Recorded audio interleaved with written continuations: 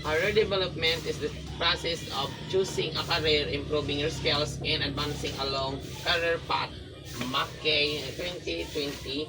It is a lifelong process of learning and decisions making that brings you closer to your ideal job, skill set, and lifestyles.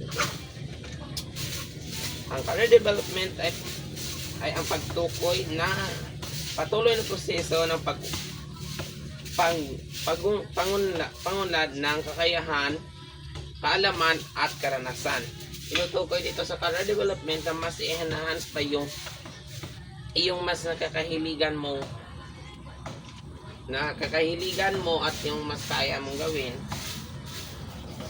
Halimbawa ko ng career development is self-assessment o pagkilala sa sarili. Bago ka makarating sa iyong gustong karir, kilalanin mo muna yung sarili mo, kung sariling interes at talento mo. Kung ano yung kaya mong gawin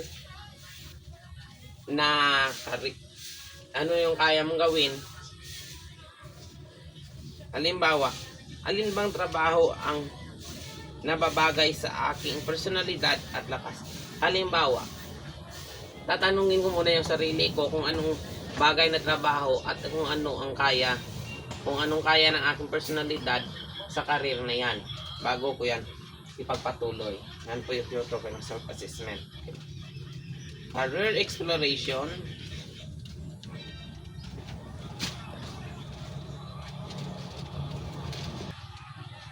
Career exploration, ito yung paggalugad na mga oportunidad. Halimbawa, pagsusuri sa mga professions gaya ng guro, engineer, and nurse. Tutukuyin mo yan kung ano yung mga kursong iyan. Kung ano ba yung mga ginagawa dyan, kung kaya mo ba or hindi. So, pag hindi mo kaya, pipili ka pa another ng ibang kurso na yung mas comfortable sa iyong sarili at sa iyong mga hilig at iyong kakayahan lamang. Yan po yung sa career exploration. Goal settings. Pagtatakda ng layunin. Halimbawa na lamang po sa goal settings, tinatakda mo kung sa ganitong taon dapat magkakaroon ka na ng ganito or mas magiging pa-improve mo pa yung sarili. Yung sarili. Okay. Halimbawa, kapag ikaw ay guro, so gagawin mo, kailangan mo, so dito halimbawa ikaw ay guro, gagawin mo dito sa goal setting, isatatakda mo sa, halimbawa ngayon, 5 taon, kailangan magiging master teacher ako or magiging mas mataas pa yung aking posisyon. Yan po yung sa goal settings. Okay. Skill development. Okay.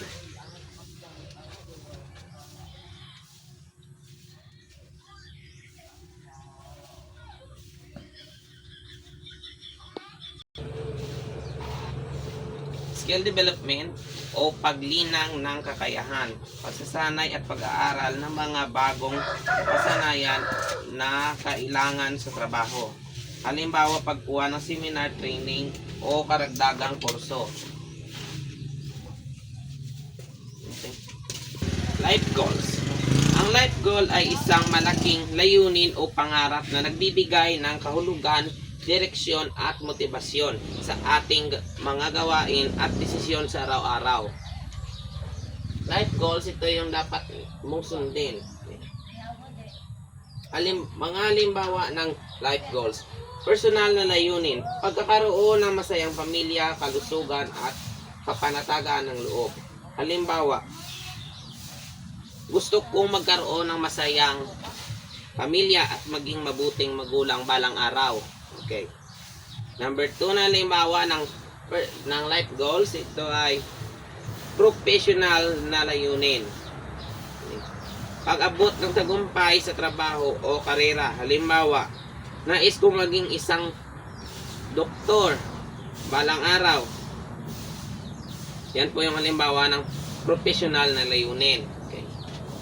Number 3 na halimbawa ng life goals, ito ay pang-pinansyal na layunin. Pagkakaroon ng katatagan sa pera o sariling negosyo. Halimbawa, gusto ko magpatayo ng sariling negosyo na bintahan ng mga pagkain ng alagang hayop. Yan yung gusto ko balang araw. Okay. O yung halimbawa ng pinansyal na layunin. Number 4 na halimbawa ng life goals, ito ay panlipunang layunin. Pagtulong sa kapwa o sa lipunan. Halimbawa, balang araw gusto kong maging halimbawa balang araw gusto kong magpatayo ng foundation na nakakatulong sa kapwa ko din mahihirap po. Okay. Number 5 na halimbawa ng life goals, ito ay spiritual o moral na layunin. Pagiging mabuting tao at pagkakaroon ng makabuluhang buhay. Halimbawa, layunin kong mamuhay ng may pananampalataya at kabutihan. Halimbawa ng spiritual o moral na layunin, balang araw gusto kong maging Leiko or maging GKK president para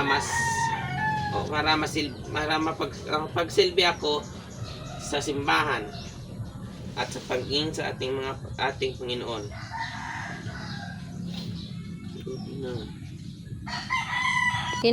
Maraming salamat po sa pakikinig. Yan na po nagtatapos ang ating discussion tungkol sa career development. Thank you po.